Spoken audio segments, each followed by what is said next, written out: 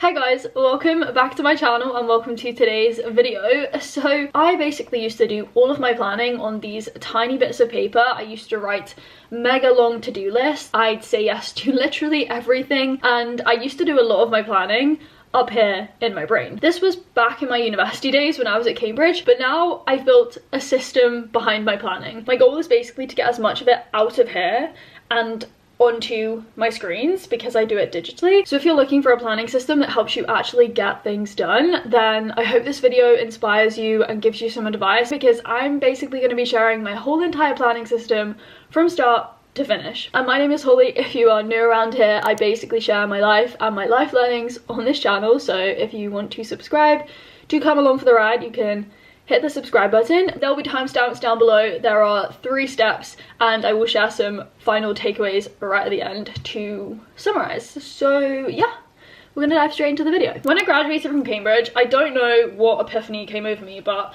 I shifted to weekly planning and it changed my life. I did it all in these bullet journals. I do love a good to-do list, you guys. I do still use them within my planning system, but there was just a level of organization that was missing from this planning system. So I shifted to digital planning. Again, you guys may know this. I tried Google Calendar at first and it was okay. Like, I didn't feel like it was that intuitive and I didn't really like it. So that's when I switched to Akiflow. They reached out to me like last year and I've used their platform ever since. I love it so much. This video isn't sponsored by them, but you guys know I do work with them and I use it to do my weekly time blocking. Because what I've realized is when it comes to planning, the most important thing is to schedule stuff in your calendar. If it is not in your calendar, you are not gonna get it done. In my Akiflow, my weekly calendar, as you can see, I have these big blocks of time. Those are the main Lego building blocks, we could say, of my weekly plan. So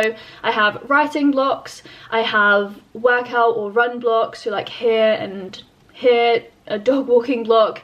I have editing blocks, organization blocks, filming ones, editing ones. And the color coding is just based on my different projects down the side here. But basically what I'm doing is I'm setting chunks of time for me to do specific things. And in my head, I can categorize these into 3 different types of time blocks. So I have shallow work blocks, deep work blocks, and then non-work blocks. Shallow versus deep work, this comes from Cal Newport and his book Deep Work. He essentially says that deep work is where you're very focused and you take your cognitive capabilities to the limit, essentially. So my deep work blocks are things like writing, editing, and filming. Whereas my shallow work blocks, that's where you don't need as much focus and you're not creating as much value. Like when I'm writing, I'm creating value, I'm creating stuff. So that requires like a lot more brain power in comparison to, say, the shallow work blocks, which are things like my organization blocks and my admin blocks. Replying to emails, organizing my room, cleaning my room, stuff like that. If I just go back to my Akiflow, as you can see, I have like a whole writing block, for example, here, that goes from like 9 to 7 actually, but you know, I'm not doing deep work for the whole of that time. Cal Newport says you can do a maximum of like 4 hours of deep work a day. You can't really do that much longer, otherwise you're probably like some sort of superhuman or an AI. I normally do like 2 hours of deep work in the morning and then like a bigger deep work block in the afternoon or later in the evening. I'm definitely someone who focuses really well in the evening. I don't know why. And then I tend to do like shallow work at either the very start of my day or the very end of my day. So admin here, for example, on Friday, I haven't added one yet, but I'm gonna add probably like an admin block. And yeah, you can see organization in the evenings. I have like these recurring time blocks, so I don't have to do everything manually and do it every single week. It's just kind of set up for me, and then I can add and change things accordingly. So there is definitely flexibility in this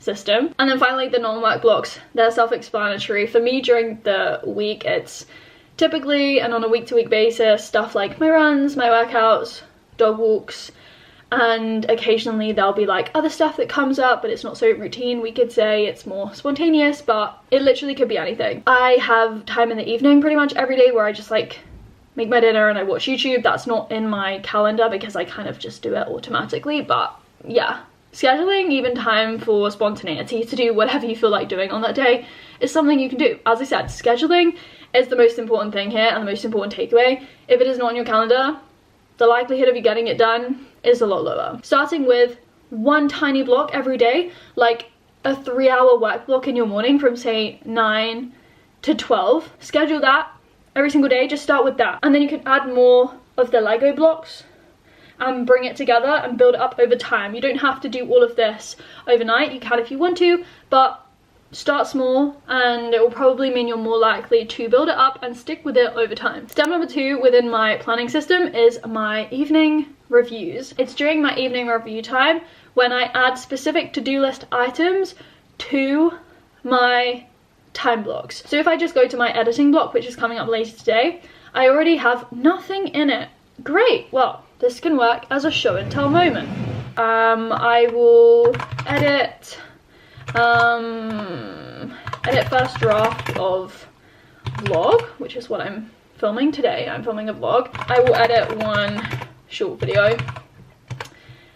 Any other editing that I need to do, that's probably going to take up most of my time. Yeah, and then I can just order these. So if I want to start with the editing of the first draft, I can put that first, but I kind of want to start with a short video. So yeah, I'm gonna do that in my editing block later, which actually goes on for quite a long time. I'm gonna make that 3 hours. And then tomorrow, for example, this writing block, I already have to-do list items within that, and then I can organize them. But I think these are already organized, because essentially if I don't complete something on that day or from earlier in the week, I can just drag it into a new time block. So that's the importance of my evening review. I see what I've completed, what I haven't completed, and then I reorganize things accordingly. So pretty much every block has stuff in, and yeah, I take things off hopefully. So yeah, I create these to-do lists and then I organize it in order of priority so that I just work through them. And as I said at the start of the video, the point of this planning system is to offload it from my brain so I don't have to think about anything. And then related to that, Akaflow has the universal inbox. So this is my universal inbox. In the evening, when I'm doing my review, I can add more stuff to this universal inbox. It's not yet scheduled on my calendar. It is just a place where I dump my floating ideas from my brain, and then I can schedule it in my calendar during my evening review if I'll do it say the next day or the day after or within that week. But my universal inbox just basically means that I never forget to do anything. I'm just going to caveat this by saying sometimes these reviews become morning reviews. I'll occasionally not do the review in the evening and I'll therefore do it the next morning. I prefer doing it in the evening because it means that I wake up knowing exactly what I'm starting my day doing.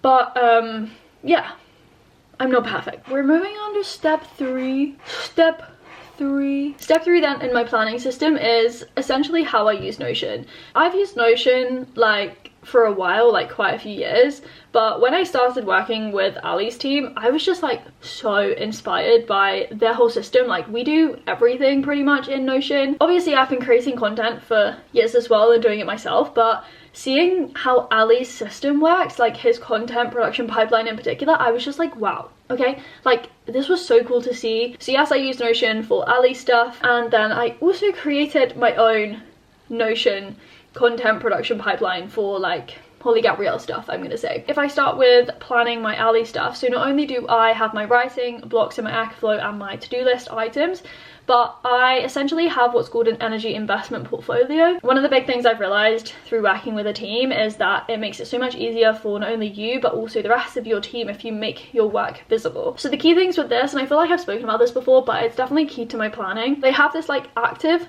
backlog, and complete workflow. That is the energy investment portfolio. Ali calls it that. And active is everything that I'm currently working on. Backlog is the stuff that I know I need to do, but I'm not currently working on it because I don't have capacity right now to do that. And then the third thing is obviously complete. I move it there when I'm done, and that keeps a record of all of the stuff I've done. And as I said, it makes my work visible to the rest of the team. I can be like, okay, I'm currently working on this, do you want me to change my priorities a bit? And then if so, I can move stuff to my backlog and I can rejig my active list. And in terms of my Notion, so I'm actually going to show you this. I'm going to be brave, okay, because this is a work in progress.